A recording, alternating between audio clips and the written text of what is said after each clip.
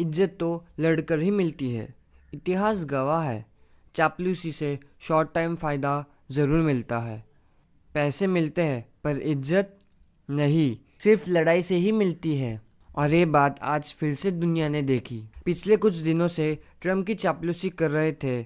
उन्होंने planes gift दिए, बड़े बड़े प्रॉमिसेस किए, खुद को वेलकम कारपेट पे बिछा दिया। फिर क्या हुआ? वैसे ही हुआ जैसे किसी ने सोचा भी नहीं था। चापलूसियों से काम नहीं बना। कटार, जिसने ट्रम्प को बड़ा गिफ्ट दिया और $1 बिलियन का इन्वेस्टमेंट का वादा किया, उसकी राजधानी दोहा पर हमला हो गया और ट्रम्प बिल्कुल चुप। अब अरब मुल्कों को समझ आ गया है कि सिर्फ चापलूसी से कुछ नहीं होने वाला। कभी कभी लड़ाई भी लड़नी पड़ती है और उस लड़ाई का सबूत आप अपनी स्क्रीन पर देख रहे हो। कल रात को यूएन जनरल असेंबली के तुरंत बाद न्यूयॉर्क में ट्रम्प ने इस्लामिक मुल्कों के साथ एक बड़ी मीटिंग की। और सिर्फ इतना ही नहीं दोस्तों, ट्रम्प ने बोला, मैं आज 36 से ज़्यादा देशों के लीडर से मिला हुआ हूँ, लेकिन इससे इम्पोर्टेंट मीटिंग मेरे लिए और कोई नहीं हो सकती। सोचो ज़रा। और याद रहे, ट्रम्प जब से प्रेसिडेंट बन चुका है वो इजराइल को ओपनली सपोर्ट करता है, लेकिन कल रात सीन बिल्कुल अलग। ट्रम्प खुद थोड़ा डरा हुआ लग रहा था। इतना तक कह गया कि ये वॉर ऐसे ही नहीं चलने देंगे, कुछ ना तो कुछ जरूर करेंगे। और फिर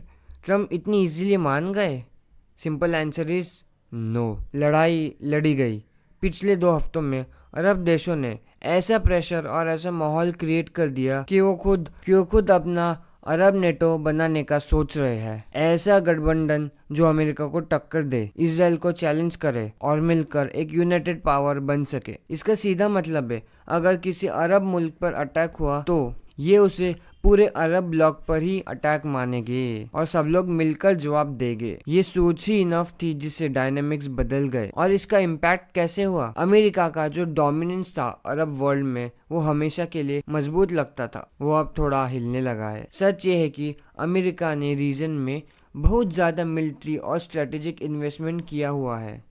ईरान को छोड़ो, बाकी हर मुल्क में यूएस बेसेस मौजूद है।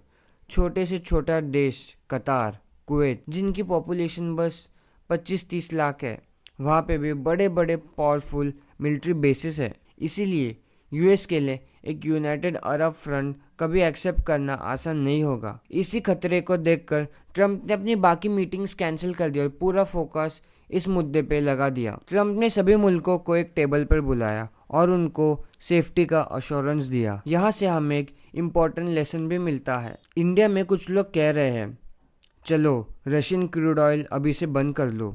उनका कहना यह है कि जहाँ हमें सस्ते रशियन ऑयल से फ़ायदा हो रहा है, वही हमें यूएस के टैरिफ और सैंक्शन से उससे ज़्यादा नुकसान हो रहा है। और अगर कल को ट्रम्प का मूड खराब हो गया तो हम पर नया टैरिफ और सैंक्शन लगा सकता है।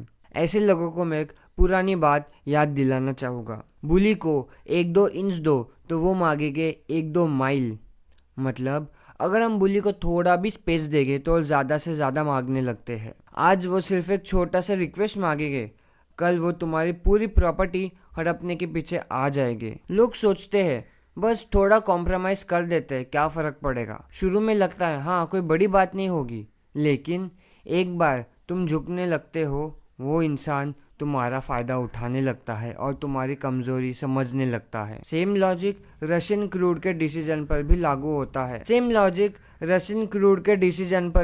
होता है। अगर हम ट्रम्प के प्रेशर में रशियन ऑयल को छोड़ देंगे तो हमारी मजबूरी को अपना फेवर में यूज़ करेगा। इसीलिए जब ऐसी तक का सीधा टकराव हो तो सीधा प्रॉफिट लॉस का हिसाब मत करो। ये लड़ाइयाँ कभी कभी सेल्फ रिस्पेक्ट और सर्वाइवल के लिए भी होती है। अगर तुम पहली बार चापलूसी कर उनका मान गए तो अगली बार तुम पूरी तरह डिपेंडेंट और उनका फॉलोअर बन जाओगे।